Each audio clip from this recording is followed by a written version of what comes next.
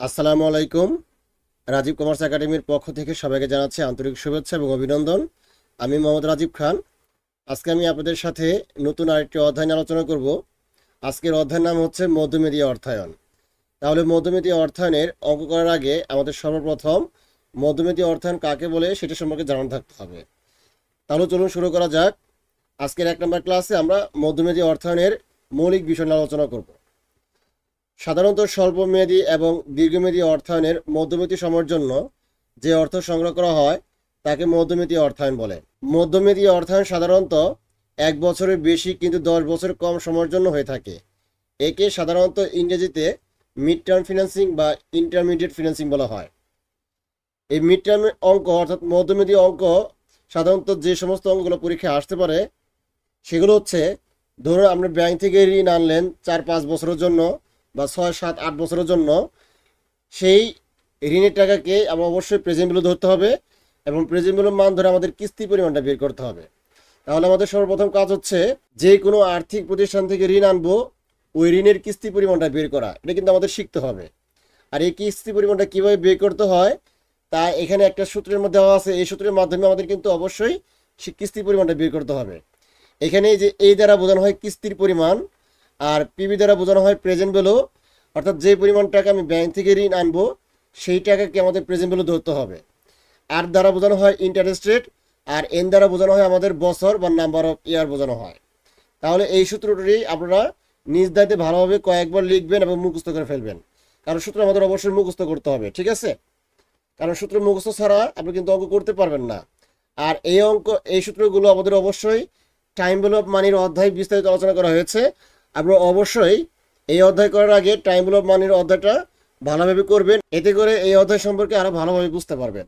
অর্থাৎ যে পরিমাণ টাকা আমাদের ব্যাংক থেকে ঋণ আনবো সেই পরিমাণ টাকাকে আমাদের প্রেজেন্ট ভ্যালু ধরতে হবে। আর এই দ্বারা বোঝানো হয় কিস্তি পরিমাণ, আর এর মানটা আমাদের কিন্তু বের করতে হবে, ঠিক আছে? অর্থাৎ এর পরিমাণটা বের করে হলো আমাদের কিস্তি পরিমাণ বের করা।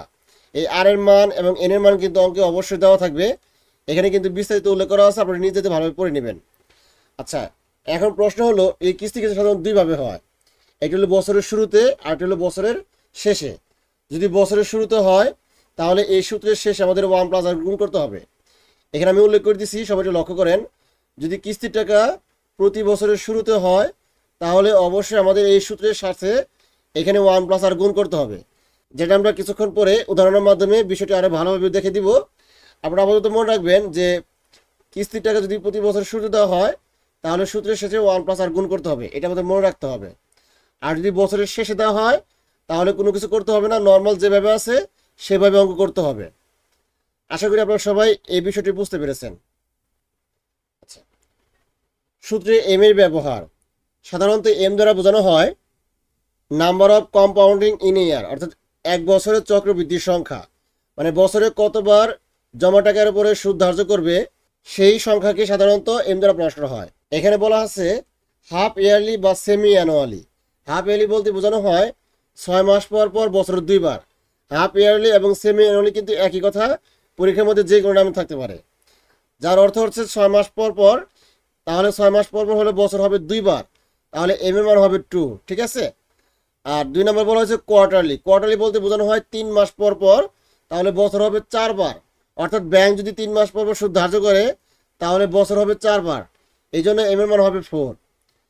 যদি অঙ্কে বলা থাকে বাই মান্থলি, বাই মান্থলি বলতে বোঝানো হয় 2 মাস পর পর সুদ ধার্য করা।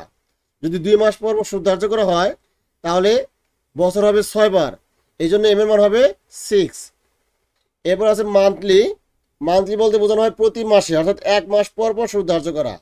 যদি 1 মাস পর পর বা প্রতি মাসে সুদ ধার্য করে তাহলে বছর হবে 12 বার, এই জন্য আমাদের এম এর মান হবে 12। এরপর আছে আমাদের উইকলি। উইকলি বলতে বোঝানো হয় প্রতি সপ্তাহে 1 বার, অর্থাৎ প্রতি সপ্তাহে বোঝানো হয়। যদি সপ্তাহে 1 বার চক্রবৃদ্ধি করা হয় তাহলে বছর হবে 52 বার, কারণ 52 সপ্তাহে 1 বছর, এটা সবাই জানি, এই জন্য আমাদের এম এর মান হবে 52। এরপর আছে আমাদের ডেইলি বা কন্টিনিউয়াসলি। ডেইলি বা কন্টিনিউয়াসলি বলতে বোঝানো হয় প্রতিদিন জমা টাকার উপরে সুদ ধার্য করা। এই জন্য আমাদের 360 দিনে 1 বছর ধরতে হবে, এই জন্য আমাদের এম এর মান ধরতে হবে 360। শুধু জাস্ট আপনাদের মনে রাখতে হবে যে কোনটা কি লেখা থাকলে এম এর মান কত ধরতে হবে সেটা মনে রাখতে হবে। এখন এই এম এর মানটা আমরা সূত্রে কখন ব্যবহার করব? যখন এগুলো লেখা থাকবে তখন আমাদের এম এর মানটা ব্যবহার করতে হবে। আর এম এর মানটা কার সাথে গুণ এবং কার সাথে ভাগ করতে হবে সেটা আমি বলে দিচ্ছি। যদি কোনো অঙ্কে এই সমস্ত ভাষা লেখা থাকে তাহলে আর কে এম দ্বারা ভাগ করব এবং এন কে এম দ্বারা গুণ করব। অর্থাৎ ইন্টারেস্ট রেটকে এম এর মান দ্বারা ভাগ করতে হবে এবং নাম্বার অফ ইয়ারকে এম এর মান দ্বারা গুণ করতে হবে। আশা করি আপনারা সবাই এটা বুঝতে পেরেছেন। পরবর্তীতে উদাহরণ অঙ্কগুলো দেখলেই বিষয়টি আরো ভালোভাবে বুঝতে পারবেন। উদাহরণগুলো দেখা যাক। 1 নম্বর অঙ্কে বলা হয়েছে স্কোয়ার লিমিটেড টুকে লোন। টুকে লোন বলতে বোঝানো হয় ঋণ নেওয়া ফ্রম এবি ব্যাংক, মানে এবি ব্যাংকের কাছ থেকে ঋণ নেওয়া হয়েছে 6 লক্ষ টাকা ফর 5 ইয়ার্স, 5 বছরের জন্য, at 12% interest annually for annual instalment basis. What will be the annual instalment of the loan if the payment paid? A number বলা হয়েছে at the end of each year, B number বলা হয়েছে at the beginning of each year. তার মানে এই অঙ্কের মূল কথা হচ্ছে যে আমি এবি ব্যাংক থেকে 6 লক্ষ টাকা ঋণ নিছি 5 বছরের জন্য। ব্যাংক আমার কাছ থেকে প্রতি বছর 12% করে ইন্টারেস্ট নেবে। এখন এই ঋণের টাকাটা আমরা দুইভাবে পরিশোধ করতে পারি। একটা হলো বছরের শেষে আর হলো বছরের শুরুতে। আমাদের এখানে রিকমেন্ড বলে দিছে যদি বছরের শেষে হয় তাহলে আমাদের কিস্তির পরিমাণটা কত বের হবে সেটা আমাদের বের করতে বলছে। আর বি নাম্বার বলছে যদি কিস্তির টাকাটা প্রতি বছর শুরুতে দেওয়া হয় তাহলে আমাদের কিস্তির পরিমাণটা কত বের করতে হবে সেটা বের করতে বলছে।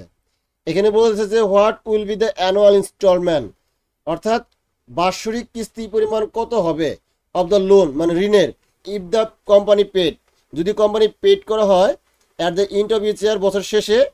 আর বি নাম্বার বলা হয়েছে at beginning of each year, বছরের শুরুতে। তার মানে এই অঙ্কের মধ্যে আমি যে পরিমাণ টাকা ঋণ নিব সেই পরিমাণ টাকাকে অবশ্যই আমাদের প্রেজেন্ট ভ্যালু ধরতে হবে। যে কোনো জায়গা থেকে ঋণ নিলেই সেটা প্রেজেন্ট ভ্যালুর মান। আমরা কিন্তু এই সম্পর্কে টাইম ভ্যালু অফ মানি অধ্যায় বিস্তারিত আলোচনা করেছি। আপনারা অবশ্যই সেই টাইম ভ্যালু অফ মানির অধ্যায়টা ভালোভাবে দেখবেন, এতে করে আপনাদের এই মিড টার্ম ফিন্যান্সিং অঙ্কগুলো বুঝতে আরও সহজ হবে। তাহলে আপাতত আমরা এটা মনে রাখবো যে যে কোনো জায়গা থেকে ঋণ নিলেই সেটা প্রেজেন্ট ভ্যালুর মান। যে কোনো ব্যাংক থেকে বা যে কোনো আর্থিক প্রতিষ্ঠান থেকে ঋণ নিলেই সেটা প্রেজেন্ট ভ্যালুর মান।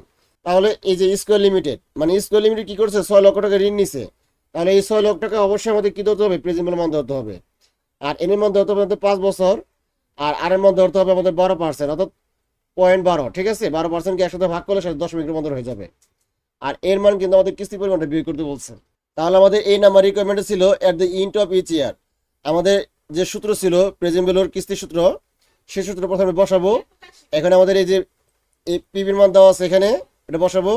আর এই মানটা আমাদের বের করতে বলছে, তাহলে এর মানটা এখানে রেখে বাকি যা মান আছে, যার যার যে মান আছে সেই মানগুলো এখানে বসাবো।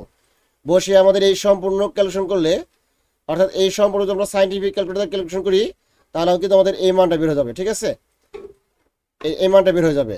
এখন আমাদের এই 6 লক্ষ টাকাকে এই মান দ্বারা ভাগ করলে আমাদের কিন্তু এই কিস্তি পরিমাণটা বের হয়ে যাবে 1,66,446 টাকা। অর্থাৎ আমাদের এখানে কিন্তু কিস্তি পরিমাণটা বের করতে বলছে। যদি কিস্তি পরিমাণটা প্রতি বছরের শেষে হয় সেটাই আমাদের বের করতে বলছে। তাহলে আমাদের যদি কিস্তি পরিমাণটা প্রতি বছর শেষে দেই তাহলে আমাদের কিস্তি পরিমাণ বের হবে 1,66,446 টাকা। আশা করি আপনারা সবাই এটি বুঝতে পেরেছেন। প্রত্যেকটা অঙ্কের উদাহরণ এবং প্রত্যেকটা অঙ্কের নিয়ম কিন্তু একই রকম। ঠিক আছে, একটা অঙ্ক যদি ভালোভাবে বুঝতে পারেন তাহলে সবগুলো অঙ্ক কিন্তু খুব সহজেই বুঝতে পারবেন। আচ্ছা, এখন বি নাম্বার বলা হয়েছে যে at the beginning of each year, same সূত্রই আমাদের এখানে যা আছে সেম তাই নামাবো, শুধু সূত্রের শেষে আমাদের ওই যে 1 আর গুণ করতে হবে। কারণ এই বাড়তি এই কাজটা করতে হবে কখন, যখন আমাদের কিস্তির টাকাটা প্রতি বছরের শুরুতে দেওয়া হবে, তখন সেম এই সূত্রের শেষে 1 আর গুণ করব, তারপর আমাদের আগের মতো মানটা বের করবো। অর্থাৎ এই সম্পূর্ণ মানটা আমাদের এই মানটা বেরোচ্ছে, তাই না? এই মানের সাথে যদি আমরা যে 1.12 গুণ দিই আমাদের কিন্তু এই মানটা বেরো যাবে। অর্থাৎ এতটুকুর মান যা আর এতটুকুর মান কিন্তু তাই হবে, তাই না? তাহলে এতটুকুর মান যদি এত হয় তাহলে এতটুকুর মানও কিন্তু আমাদের এটাই হবে। শুধু এই মানের সাথে আমাদের কিন্তু এই যে 1.12 এটা গুণ করব, কারণ এখানে গুণাকার আছে। একের সাথে যদি আমি 0.12 যোগ করি তাহলে কিন্তু 1.12 হবে। এই 1.12 সাথে অর্থাৎ 1.12 সাথে আমাদের এই মানটা গুণ করলে আমাদের কিন্তু এই মানটা বের হয়ে যাবে। এখন এই 6 লক্ষ টাকাকে যেহেতু আমরা এর মান বের করব, এর মানটা এখানে রেখে এই 6 লক্ষ টাকাকে এই মান দ্বারা ভাগ করলেই আমাদের কিন্তু এর মানটা বের হয়ে যাবে। অর্থাৎ কিস্তির পরিমাণটা বের হয়ে যাবে। যদি আমরা প্রতি বছরের শুরুতে কিস্তি দেই তাহলে আমাদের কিস্তির পরিমাণ বের হবে 48,612 টাকা। যদি আপনারা এই 1 নম্বর অঙ্কটি সম্পূর্ণ ভালোভাবে বুঝতে পারেন, এরপরে যতগুলো অঙ্ক আছে অর্থাৎ কিস্তি পরিমাণ নিয়ে যতগুলো অঙ্ক আছে সেই অঙ্কগুলো খুব সহজে বুঝতে পারবেন। শুধুমাত্র এই 1 নম্বর অঙ্কটা কয়েকবার প্র্যাকটিস করলেই আপনারা কিন্তু খুব সহজ অঙ্কগুলো করতে পারবেন। এটা শুধু প্র্যাকটিসের অভাব, আর কোনো কিছু না, বারবার প্র্যাকটিস করতে হবে। 2 নম্বর অঙ্কে বলা হয়েছে এবি লিমিটেড বোরোড, বোরোড মানে ধার করা বা ঋণ নেওয়া, বোরোড ফ্রম এ ব্যাংক টাকা 10 লক্ষ ফর 8 ইয়ার্স, মানে 8 বছরের জন্য ঋণ নিছে 10 লক্ষ টাকা। কে নিছে? এবি ব্যাংক নিছে, ব্যাংক একটা ব্যাংক থেকে। 12% annual interest for monthly instalment basis. সবাই একটু লক্ষ্য করুন, এই যে মান্থলি ইনস্টলমেন্ট বেসিস, যেহেতু এখানে মান্থলি বলা আছে তারপরে প্রতি মাসে মাসে কিস্তি দিতে হবে, তাই না? এই জন্য আমাদের এখানে এম এর মান হবে 12, অর্থাৎ আর এর মানকে 12 দ্বারা ভাগ করতে হবে এবং এন এর মানকে 12 দ্বারা গুণ করতে হবে, যেটা আমরা কিছুক্ষণ আগে আলোচনা করেছিলাম। আমি বলেছিলাম যে উদাহরণের মাধ্যমে বিষয়টা আমি ভালোভাবে বুঝে দেওয়ার চেষ্টা করবো। তাহলে এখানে মান্থলি ইনস্টলমেন্ট বলার কারণে আমাদের এম এর মান হবে কি? কত? 12 হবে, তাই না? এখন আমাদের কি করতে হবে? এই যে আর এর মান যেটা দেওয়া ছিল যে 12%, 12% বলতে বোঝানো হয় 0.12। তাহলে এই 12কে আমাদের এই 12 দ্বারা ভাগ করতে হবে, তাহলে আমাদের বের হবে 0.01 বের হবে, ঠিক আছে? আমি যদি এই 0.12কে 12 দ্বারা ভাগ করি আমাদের কিন্তু 0.01 বের হবে, আর 8কে যদি 12 দ্বারা গুণ করি তাহলে কিন্তু আমাদের 96 বের হবে। এই 8 হলো আমাদের এই যে 8 বছর ধরে ঋণ নেওয়া হয়েছিল, এর মান কিন্তু আমাদের বের করতে হবে এখানে, ঠিক আছে? এখন আমাদের কিস্তির যে সূত্র ছিল অর্থাৎ প্রেজেন্ট ভ্যালু কিস্তির যে সূত্র ছিল সেই সূত্রের মধ্যে এই মানগুলো আমরা এখানে বসাবো। অর্থাৎ এখানে যে মানগুলো দেওয়া আছে আমাদের আর এর মান কিন্তু এটা ধরতে হবে যে 0.01, আর এন এর মান কিন্তু আমাদের 96 ধরতে হবে। তাহলে এখানে পিবির মান 10 লক্ষ টাকা, আর এখানে কিন্তু আমাদের এম আসবে না, ঠিক আছে? এম এর মান তো আমরা এখানে কাজ করছি। এখানে পিবির মান, আর এর মান, এন এর মান, এই তিনটা মান এখানে বসাবো, আর এর মান যেভাবে আছে সেভাবে থাকবে। সবগুলো মান বসিয়ে এই সম্পূর্ণ ক্যালকুলেশন করলে কিন্তু আমাদের এই মানটা বের হবে। এখন আমাদের এই 10 লক্ষ টাকাকে এই মান দ্বারা ভাগ করলে আমাদের কিন্তু কিস্তি পরিমাণটা বের হয়ে যাবে 16,253 টাকা। আশা করি আপনারা সবাই এই নাম্বারটা বুঝতে পেরেছেন, অর্থাৎ সেম 1 নম্বর অঙ্কের মতোই, ঠিক আছে? আচ্ছা, এরপর বলছে যে at the beginning of each year, প্রতি বছরের শুরুতে কিস্তি দেওয়া হলে তাহলে আমাদের কিস্তি পরিমাণটা কত হবে সেটা বের করতে বলছে। সেম এই সূত্রটাই, শুধু আমাদের কি করতে হবে যে 1 প্লাস আর গুণ করতে হবে। সেটা কিন্তু আমরা 1 নম্বর ক্লাসে বিস্তারিত আলোচনা করেছি, সেটা কিন্তু আমরা 1 নম্বর অঙ্কে বিস্তারিত আলোচনা করেছি। আপনারা অবশ্যই এটা বুঝতে পেরেছেন। যদি আমরা কিস্তির টাকা বছর শুরুতে দেই তাহলে সূত্রের সাথে শুধুমাত্র আমাদের কি করতে হবে? এই 1 প্লাস আর গুণ করতে হবে, আর কোনো কাজ নাই। তাহলে এখানে যা আছে আমরা এখানে তাই নামাবো, শুধু সূত্রের শেষে আমাদের 1 প্লাস আর গুণ করতে হবে। এখন আমাদের 1 প্লাস আর এর মান ছিল আমাদের 0.01। এই সম্পূর্ণ ক্যালকুলেশন করলে, অর্থাৎ এই যে এখান থেকে এই পর্যন্ত সম্পূর্ণ ক্যালকুলেশন করলে কিন্তু আমাদের এই মানটা বের হয়ে যাবে, ঠিক আছে?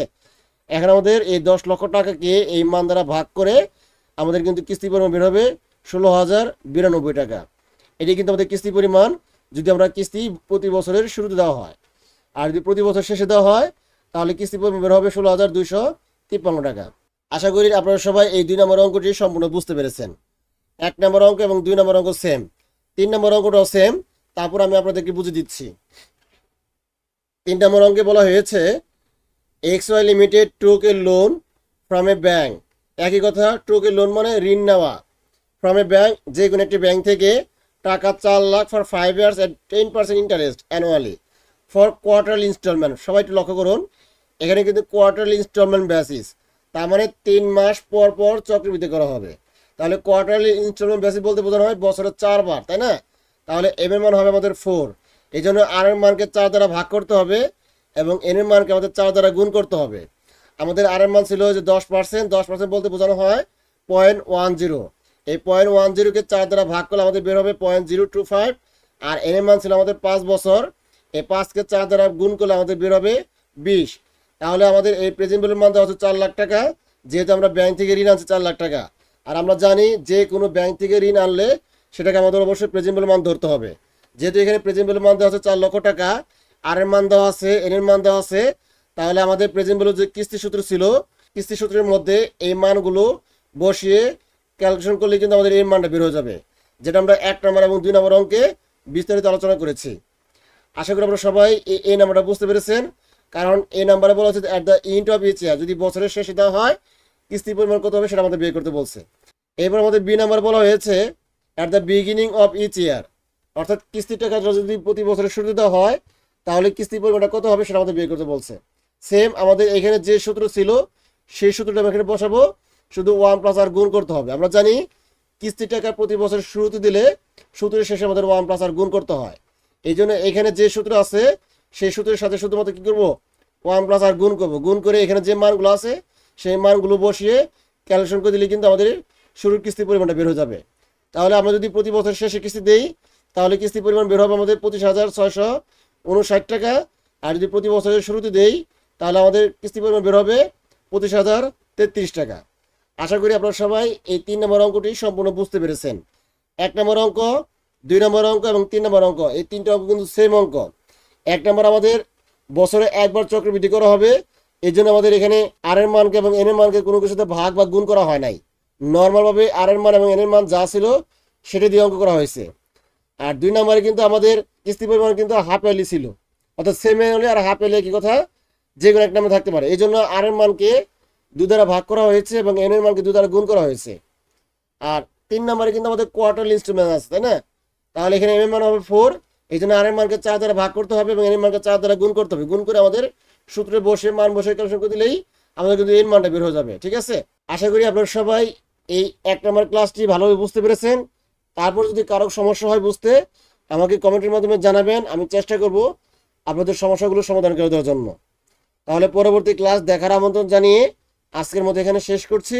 সবাই ভালো থাকবেন, সুস্থ থাকবেন। আল্লাহ হাফেজ। আসসালামু আলাইকুম।